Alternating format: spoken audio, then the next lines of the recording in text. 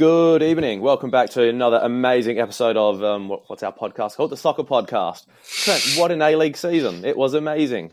It was amazing, Joe. It was flabbergasting, if some would say. It went out with a bang.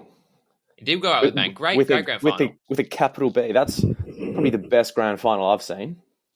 It was good until there was a red card, and then it was pretty average. But it was We'll going. We'll get into the red card later. But I enjoyed this. All right, I'll be honest. Yep. I was watching in and out of the game. In and out of the game, you weren't focused in. My AFL team, the Carlton Football Club, were playing at the same time. Right, so I saw all the goals when they happened, Trent, and gee whiz, they were good goals. So your allegiance was split between the A-League Grand Final and Carlton. Cool, Carlton versing. I've forgotten now, but they won. I'm glad, Joe. I'm glad. I was razor focused in only to point out what formations both teams were playing, so I could tactically analyze them on the board, Joe. Easy. And you have the board there if you're watching on YouTube. I do have the board. I'm going to bring it out when it's ready. Oh, so it's not ready yet? It is ready, but it's got to be a moment when I get it out and go through that. Enough. But I feel like before we get into the grand final, what are your thoughts about the final series? Because for me, it didn't feel like finals. It just felt like, I don't know, it wasn't exciting. More games, if you will. Yeah, like it just felt like the season just never ended because everyone knew it was a Sydney-Melbourne grand final from round one. I think, I don't know, it did seem a little bit flat. Like the Adelaide-Brisbane game I thought was really good. But the rest of the games they were flat. And I don't know if there's, I like a grand final, right? I like a grand final. Who doesn't like a grand final? That's right. But a top six, I think top four. Yeah, make it top four. Because did MacArthur, MacArthur was finished, sixth. Did they really deserve to be there? They had a good year. But there were so many teams that were fighting for six, and I feel like none of them really deserved to be in the finals because they lost way too many games in a 25-game season. I can see MacArthur in the finals. It wasn't exciting to see him there. If I see MacArthur playing in a game, they're not one of the exciting teams. They just win games 1-0, 2-0. They're not entertaining. They're boring. If I see them in a game, I'm like, oh yeah, I'll put on the footy. MacArthur started off exciting. They started off as a good team. I really liked them at the start. I think as the season tempered on, they just got proceedingly more boring. I will give them that. You know what? It's because their kit's too bland. It's white and grey. It's too boring. I like it. It's clean. Give me the two most boring colours in existence. It's white and grey, and that is reflective of their football. Boring or the crucial colours of life, Joe. You need neutrality. Yeah, but have a neutral home kit and then away kit go balls to the wall, bonkers or whatever. Have some colour. They should have had the grey. The grey away, I'm going to say, is pretty average. It's just they're not trying with their kits, and I don't know. It somehow it reflects in their football. It's bland. Oh my! This is why The Simpsons is a really good TV show. You know why, Trent? I do like The Simpsons. Tell me why, Joe. Because they use heaps of bright colours and all that, and that's how they keep kids' attention. That's why MacArthur, I'm not interested. Simpsons is actually really focused on an older demographic. Yeah, I think it goes for any cartoon, really. The reason why it's so good is because the colours are so sharp and they all contrast. With MacArthur, it's none of that. I think the reason The Simpsons is good is because the writing's good, Joe. Yeah, and plus the writing and all that as well. Okay. I see your point. Barely. Yeah. There's something tangible there. But I appreciate you the rebuttal. Who else played in finals? Joe, how about you play our intro before we get into who else we'll played play the intro. Finals? Welcome to the Sokkah Podcast. Imagination and fantasy. Yeah, it's playing now. So much imagination with so much fantasy and flair. Imagination and flair. Lack a bit of imagination, fantasy. Imagination and fantasy. Yeah. So much imagination with so much fantasy and flair. Imagination and flair. Lack a bit of imagination and fantasy. Yeah. Plenty of imagination and fantasy there. Trent, what was there imagination and fantasy in the final series? Well, In the grand final, yeah. in the grand final, yes. Like, you know, We'll the get to Mariners that. and We'll get to MacArthur. Mariners and MacArthur at the start. It was a bland game. That was a bland game. I was very sad to see the Statch man leave. His post-mortem analysis of the game, he just seemed very deflated, and since then he's left the club, which I think he's done an awesome job with them. But I really wanted Mariners to win. I think everyone did. They were the People's Club. Yeah, the People's Club, Joe. And look, I thought MacArthur, like, they found a little, as I said, they really changed identity footballing wise. I think like midway through the season. Charles Mbomwa was a late sort of. Where did he come from? Yeah, I believe just sort of the youth set up there. He was a late addition into the team, but really found form and obviously scored the opener in the game. It was a bit bland, Joe. Like Mariners had one shot on target. You know, can't score if you don't get shots on target, Joe. That's you need a raffle to win the lottery, Trent. You really do, Joe. You need a ticket to win the lottery. That's the same. Need a raffle. But look, I mean, in terms of MacArthur, like Benyat and Susaeta have both retired. Yeah.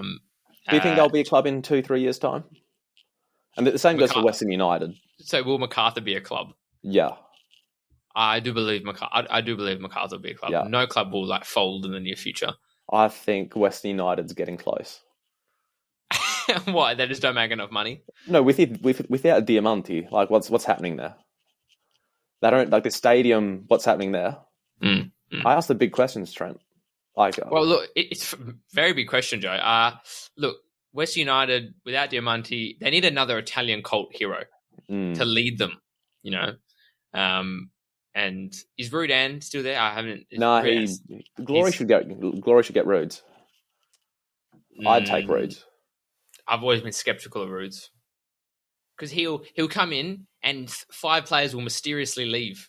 You know, it's way too mysterious.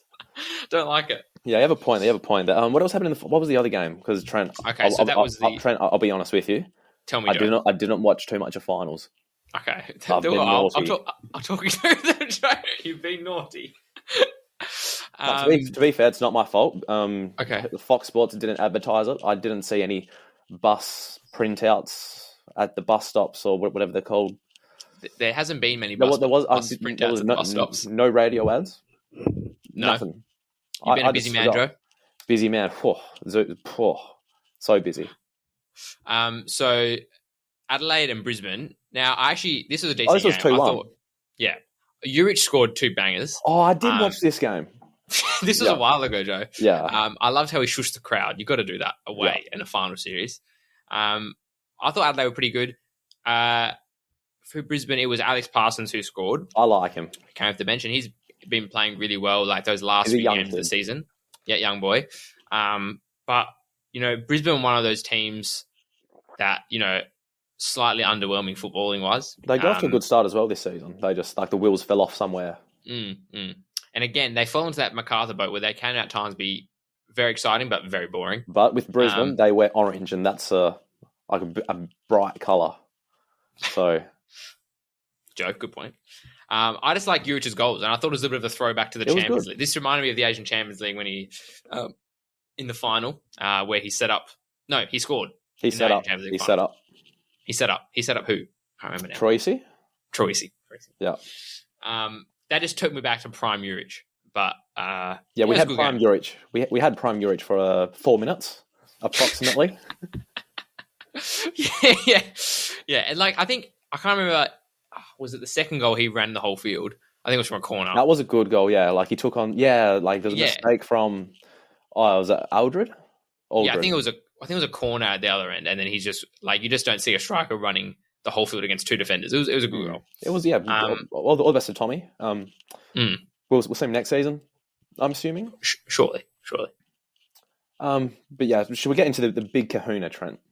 The big Kahuna, because the semi-finals, I think that'd have been like 2 months ago now. The big Kahuna, Joe, also known as the grand final. The grand final started like an absolute explosion, a house on fire, Joe. It was the pressing was tantalizing. Yeah, the tackles were a little bit too excessive, some would say. They were, and I think Bratton was way too aggressive and should have been sent off. Idiot. Joe, I would go that far. Because just too aggressive. Like, I get it. You're letting them know, Joe, in a grand final. First 5 minutes, let them know you're there. Let them know you're there, Joe. Let them know you're there. But they've gone overboard here. If I was playing against a Luke Bratton in this instance, I'd be very frustrated with the tackles. He deserved to be sent off, but it did ruin the game. There's no denying that. Maybe it's because I don't like Sydney FC too much. So like seeing them lose made the game so good for me. Yep, that's a valid. I think I also had this opinion. That being said, the majority of the second half I was watching the AFL, so that could be why. So I just really watched all the good parts of the game. No, so my thing is, I feel like in years past, in Sydney's heyday, Melbourne City would have got the red card here, and Sydney would have breezed through. But I really thought this was Melbourne City's game. Like, missing McLaren and Metcalf and Good. I thought, I think we've heard the name Tilio enough. Oh, the commentators have probably said it 100 times. They've jinxed him now. But look, he came in, played really well. Stefan Kolakowski as well played really well. But their front three was Atkinson, who's a right back, and Kolakowski and Tilio, who, Kolakowski's not really a number 9, but they just pressed so well, and I thought they played really well. Just on that, I saw a good stat. Mm-hmm. Everyone who scored for Melbourne City was a fullback. You're right, Joe. Yeah. Now, on the topic of fullback, Joe, should I get out the board? Get out the board, Trent. All right. Okay. This is what the people have been waiting for the last 365 days. Since this time last year. Now, they were 4-3-3 on paper. Yeah, this is Melbourne City. This is Melbourne City. So Sydney FC, I'm not going to analyse them because you play the same way all the time. Are you missing 2 orange? You're missing 2 orange dots. No, so the Blues are crucial. The Blues are, I don't have 11 orange dots, but they're also the crucial players I'm going to identify here, Joe. That's it's a coincidence. Twofold. So Atkinson, the right winger, Scott Galloway, the right back. Now, funny enough, this year, Atkinson in the grand final last year, he was the crucial man in the Monbear swing. They also did a similar thing this year, Joe. Right? They also did a similar thing. Have you got a name for it, though? The Kisnorbo, can't be a swing. I don't know. I'll think of it. Oh, right. Hold on. The Kisnorbo Cradle. I love it, Joe. I love it. All right. So Scott Jamieson left back. What would happen? Most of the time possession would be one of two things.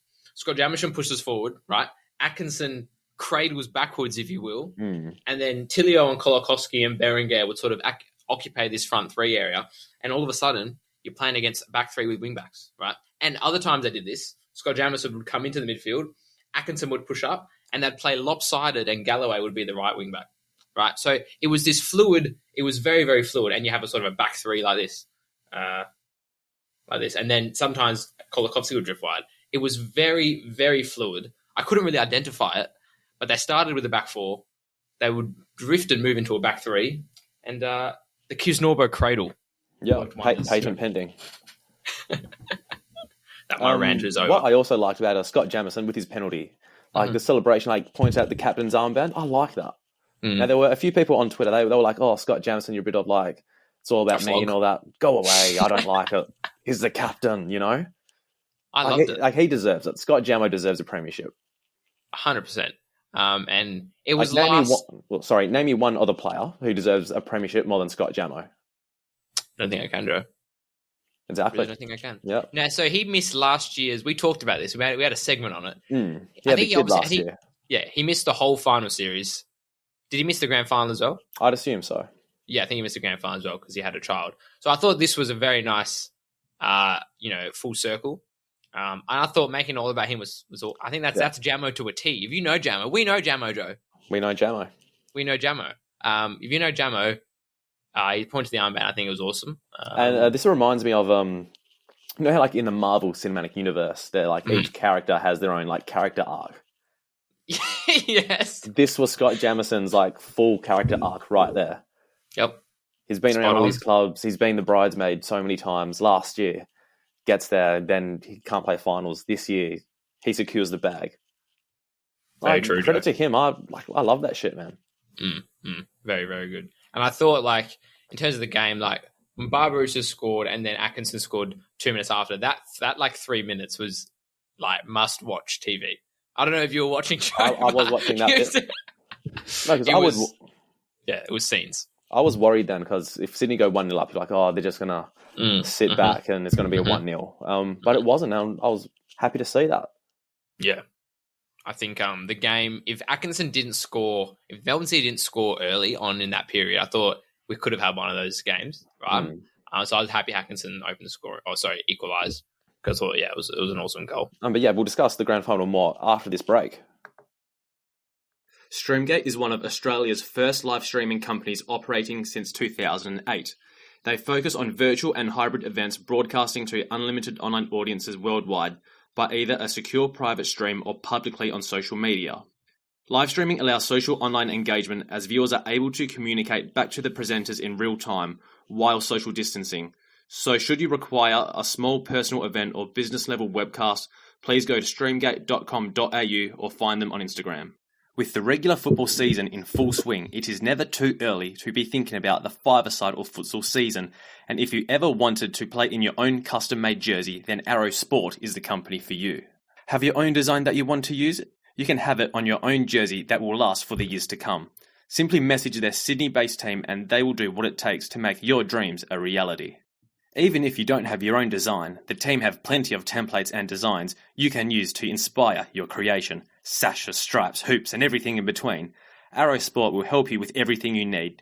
You can even have your jersey with matching shorts and socks too. Arrow Sport are happy to announce that they have a new deal to celebrate its 1-year anniversary, with custom-made football jerseys including free name and number starting from only $50. Create your own history with Arrow Sport and contact them at arrowsport.com.au or their socials at arrowsportau, or one word, to get your design started. Streamgate is one of...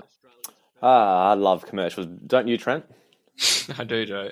This is the first time I've heard you speak that ad, so I was very good. Yeah, when I watch regular TV, Trent, always watch the ads.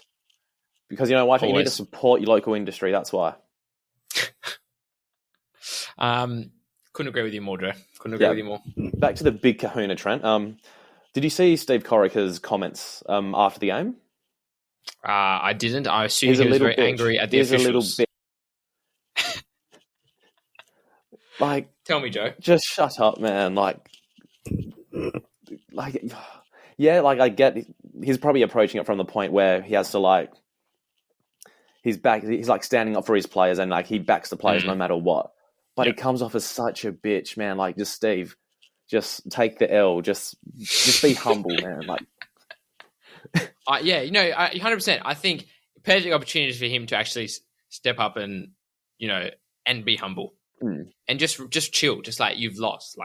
Whatever you say now, you're not going to change anything, right? Oh. It's like arguing after a refereeing decision. How much can you achieve? Just relax. Yeah. Yeah. I've just finished a book over there. It's called Why Buddhism is True. I finished it a few weeks ago. I feel like I should send a copy of that to Steve Corica. Mail it to him. Yeah. Steve, if you're listening, first, 1, you're a little bitch. 2, just chill, man. You're so hard to like. Now, Joe, man, very easy to like. Actually, lately has been Patrick Kisnorbo. Early on the season, I was a bit of a skeptic. I was scared of him. Remember. But I feel like... I thought, women's football only. Yeah, he's a big teddy bear, I think, Trent. He's a big, scary man, weighs 200 kgs, arms the size of my legs. I feel like when you see someone like that first, you're scared because he's fucking huge. But once you get to know him, once you've been around him for a little bit, he's a good guy. For sure. His whole, which coach does their Achilles? Not many. Trent, where was Steve Corica in that charity match? Joe, he could have played. I want to know why Steve didn't play. Yep. Was there Steve, a reason? Why aren't you playing in charity matches, Steve? I reckon there was a COVID reason. He literally couldn't play. But so I listened to Kisnorbo's post-match speech to the players in the change room. A-League mic'd it up.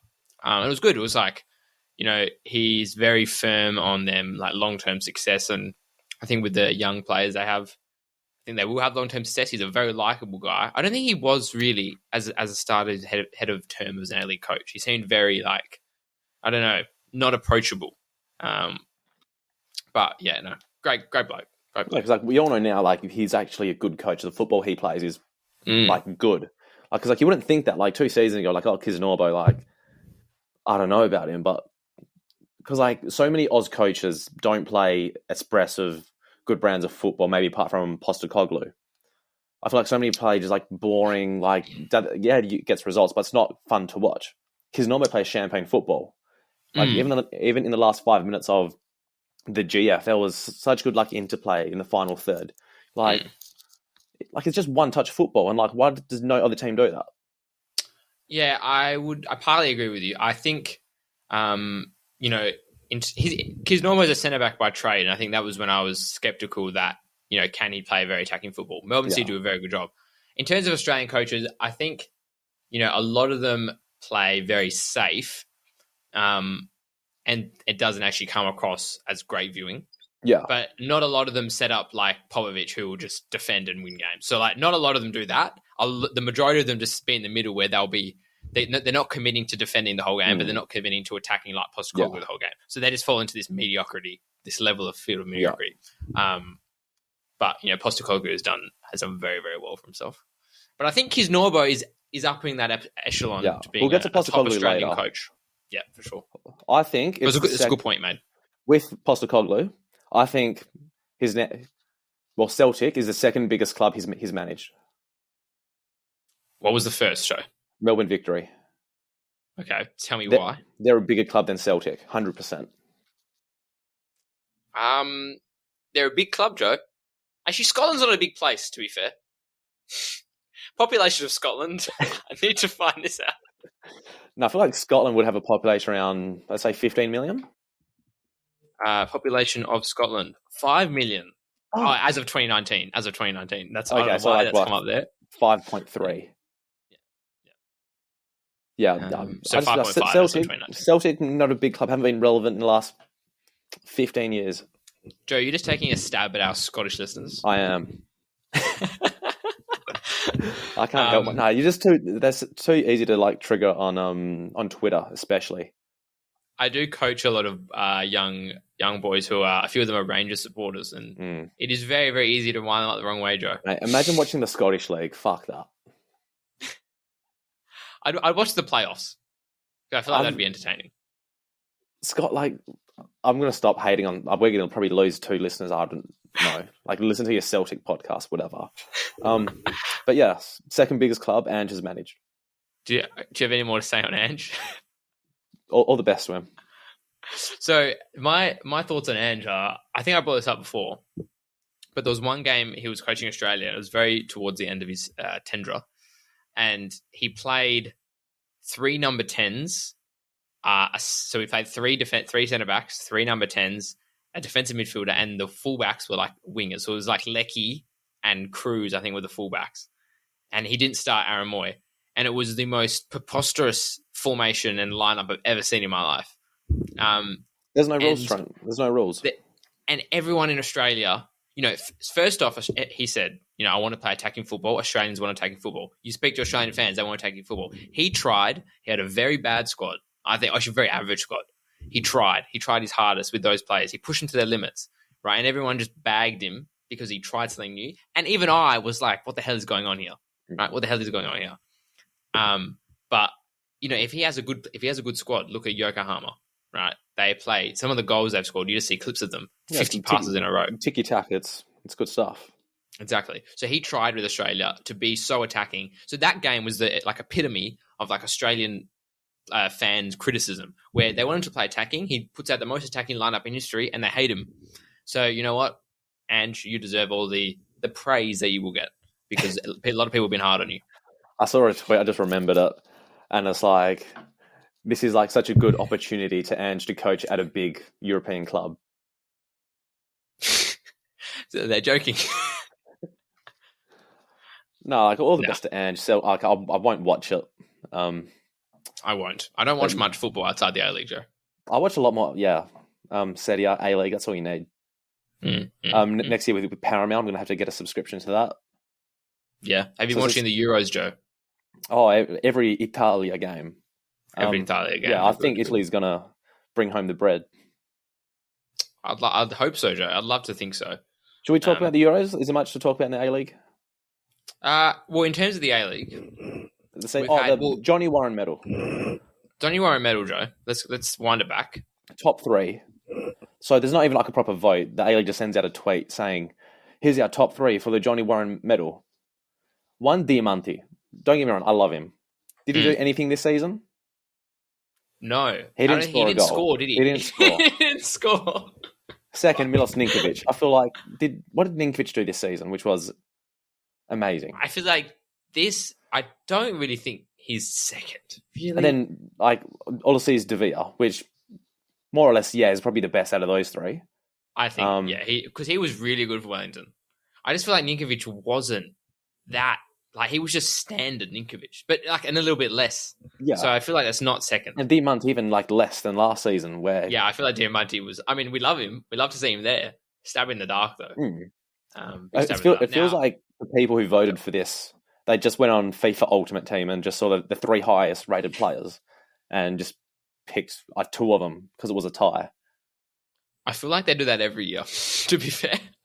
Yeah, but then it's not justified because Scott Jamieson. Like, what the fuck does he need to do? Like at least he makes top 3. Who did I say? Did I say Jamie McLaren? You said Scott Jamieson. You meant Jamie McLaren. I don't think Scott Jamieson top 3 A-League players, Joe. Jamie McLaren. What does he need to do? So I think how many goals? 25 goals. 25. I think he's first. Who else has scored 25 goals ever in the A-League? No one. Like, I don't care. You know, he's been the Golden Boot, and he's been the most important player for the winning team in the league. That's a goal a game. They've played 26. Yeah, so essentially, he's been the most important player for the winning championship and grand final winning team. How is he not the best player? Like, I know in the NBA they treat it completely differently, where it's like they look at the best teams. And then they pretty much pick the most important player in that team, and he's the best player, which makes complete sense to me. Makes complete sense. Like, I know De Vere had a really, really good season, and this has been the case in A-League's past, but they didn't make the finals. Like, yeah, you know, how much is Western his success? Though as well. Yeah, I know, but like then it's Western like how much is his? Yeah. A-League, you need to be better. It was shit. Yeah, but one other thing is, like, obviously it's an individual award, so you can't take into account team success so much. I think it needs to be factored in more, though. Yeah, but 25 goals, come on, man. Like, whoever made that decision, like, I don't know. Like, you get a feel for the, like, A-League. Now, Joe, I open up our conversation to Andrea of our Discord, and she asks, who is the most overhyped, underwhelming player of the season? Now, overhyped player? Yeah, so I have one that spits right out of my head. Do I say Diamante this season? Well, I'm going to say LA Rose from MacArthur because after the first few games, like he wasn't even good. He was just playing. I feel like everyone liked him because his name was La Rose, like on the back of his shirt. And I feel like he was this blonde surfer dude. Like, yeah, I feel like the novelty went off quick for him. But yeah, all the best to Lockie Rose. Yeah, Lockie Rose. No, all the best. I mean, to be fair, the novelty from MacArthur wore off quick for me. But I think he was just way overhyped because he just started the season off very, on the top foot. So that he did a few step overs, and then Fox Sports lost their shit. And Brenton Speed does what he always does and overhypes every young kid. Sure. But yeah, who was your most? Who's your? I was going to flip the question, but who's your most overhyped? Your best player of the season? Oh, we already said that. Yeah, that was just sort of our Johnny Warren talk. Did you want us to talk to your? What's the inverse of that question? It's pretty much the best player. Yeah, we've talked about that. Oh no, or the most underappreciated player. Okay, we can say that. Luis Dorigo. Okay. I like a good number 6, and he's my favourite 6. Oh, he's more at 8, but he's a 7 in between. No, 7's a winger, Joe. Mate, these numbers in football just don't make sense to me. So you're telling me a 6 and an 8, they both play in the centre of the field. Yep. How does a 7 end up on the right? I don't know if it's right or left. I think we've got a feeling 7's right. Irrespective, it's on the wing and not in the centre. In terms of my sort of underappreciated, I look to Wellington Phoenix, and I've been a big fan of Hamed. I like David Ball as well. He got a lot of love towards the end of the season. Did Tomer Hamed? Yeah, it was very political as well. Yes, I really think someone like Cameron Devlin, Off to Newcastle as of today, by the way. Yeah, off to Newcastle. I thought, probably not going to be the best player in the A-League this year, but an underappreciated player, 100% sure. How do you think Newcastle will go next season with, obviously, Devlin? They announced, was it Arthur Pappas as their coach? Yes, Arthur Pappas from the NPL. Look, they've made a few signings. Devlin's a good start. Jordan Elsey is rumoured. Yeah, I think if Arthur Pappas can continue to sign players of this ilk, I think they will actually have a decent squad and compete. And I feel like it's going to be very similar to Mark Rudan's first year coming from the NPL, where he assembles a decent squad of, quite young players. He'll bring players up from the NPL, I'm 100% certain. So I reckon they'll do a lot better than this year. So 11th. 8th. 8th, actually, yeah. Also for Wellington, Tim Payne. I don't know how they turned into a centre-back, but he's very, very impressive. There's too many Paynes in it. We need just one surname allowed. No, there's Payne. There's only one Payne. No, because there's a Payne and a Wayne, isn't there? There's Ben Wayne. I actually like Wellington. I think that's just love Wellington, but don't get me wrong. I love New Zealand and their exports. But yeah, Sure. Hopefully they're in New Zealand next year and all that. I do hope so, Joe. I do hope so. Now, we had Edward William Watson asked, are MacArthur the worst / least deserving semi-finals team in A-League history? I think it's easy to shit on MacArthur, and I'm guilty of that. But the answer to that question is yeah. I feel like there has been as average teams popped up in the past. They're just mediocre. That's all they are. Like, how do you get excited about a team that finishes 6th? Their goal difference was negative. I'm sorry, if your goal difference is negative, you can't play finals. I mean, the Glory Adelaide United as well. Yeah, the Glory we made semi-finals under Kenny Lowe when I think we beat Melbourne City 2-0 the first game, and I believe we would have finished 5th or 6th, and we were pathetic. So there's definitely been a Glory team in the semi-finals that have been worse than MacArthur, I'll tell you that much. But how can you make finals with a negative goal difference? That's disgusting. Wellington had a goal difference of would have plus been the 10. same. Yeah, Wellington were good. Glory had a 0 goal difference. Did we end up neutral? Yeah, neutral. That's very interesting to how bad our defence was. Well, we scored 30 goals in the first 2 games of the season. Remember that. They really did even it out. So we scored 44 goals. The thing is, the Mariners only scored 35. That's really interesting. Yeah, that is. Tables are interesting, Trent. But yeah, MacArthur, -3 goal difference. You can't play finals with a negative goal difference. Like, now, Joe, just make it top. What do you think? What do you think about? So they're losing Benyat and Susayeta, who I hands down believe are MacArthur's best players. Yeah. So you believe the next step is folding? Yeah. No, who the fuck do they get? Like, they get one day in Isaias, to go in centre midfield, maybe. I don't know, where they go from now. Yeah, I feel like they need to go back to Spain. They need to go back to Bilbao and get some seasoned veterans. I'd love to see some marquees come in that are big names. I think Benyat, as a football person, for me, Benyat's a big name, and Susayeta a big name. Not extravagantly big, but big enough for me to know them and know their history. So they need players like that, I think. Who do they go for, I reckon? Bring back, what's his name? The old Wellington guy, the Fijian bloke. Paul Eiffel. No, not him. He won the Golden Shoe 2 seasons ago. Krishna. Krishna, bring back Krishna. Leroy Krishna. No, not Krishna. No, is it Krishna? Is it Leroy? It's definitely Krishna. I don't know if it's Leroy. It's not Leroy Krishna. I think it is Leroy Krishna. It's definitely not Leroy. It's something Roy. Roy Krishna. Oh, Roy. Leroy Krishna. Yeah, you weren't far off. I was close.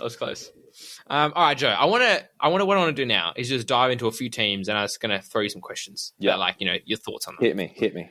So the Mariners without Stajic. Firstly, where do you 13th. think the stat? Yeah, yeah, okay. Where do you think the Stash Man goes? Stash Man does it. I can see him going somewhere, not in Australia, because does everywhere have a coach? Maybe goes to Western, maybe. So everyone at the moment has a coach, except for Western. Yes. Okay. Yeah. Yeah. There's no reason why he can't go to Western.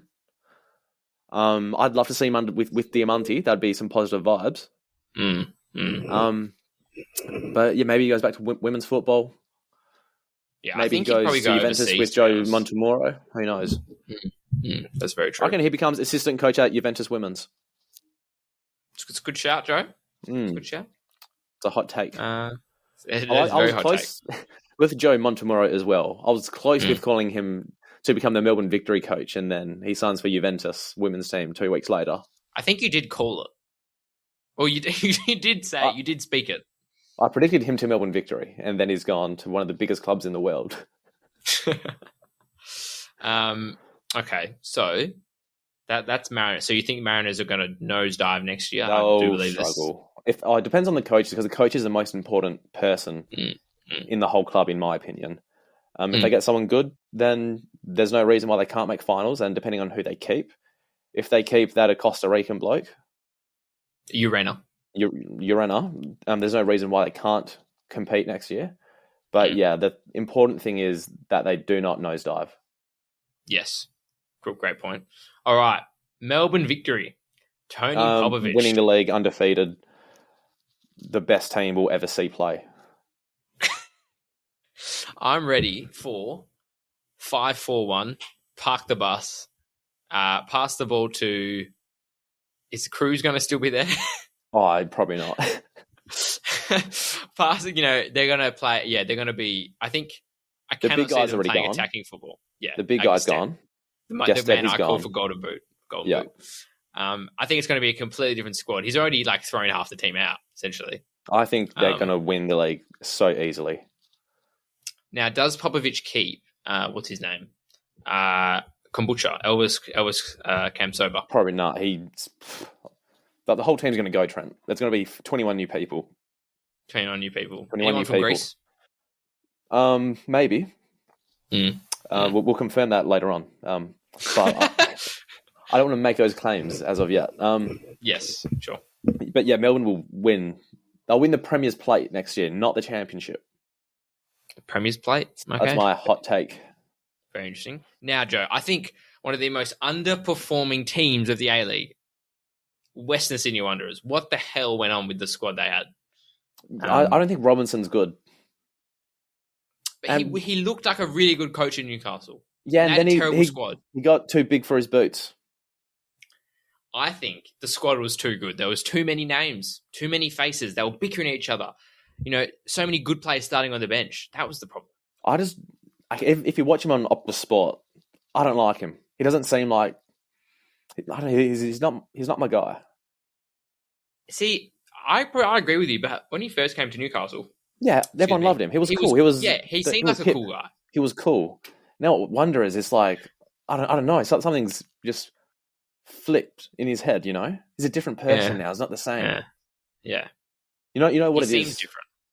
It's like when you go to Hollywood and you're like an up-and-coming actor, and then you become a movie star. You're on billboards, movies, Tom Cruise, da-da-da. It's like you haven't been true to your friends who were with you before you made it big. That's what Carl Robinson is.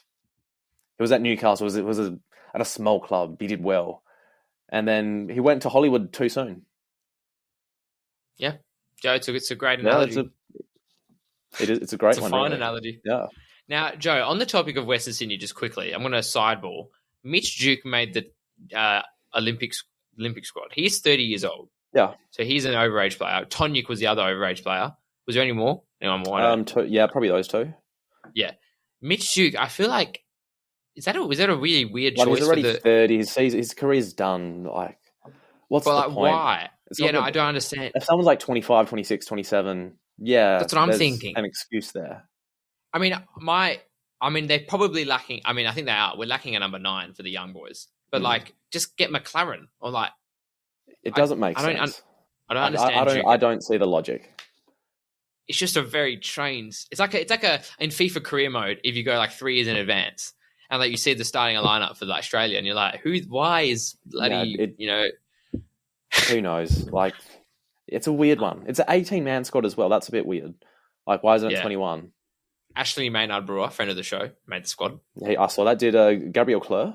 I'm sure Clerc would have made it. He was captaining a few weeks ago. Yeah.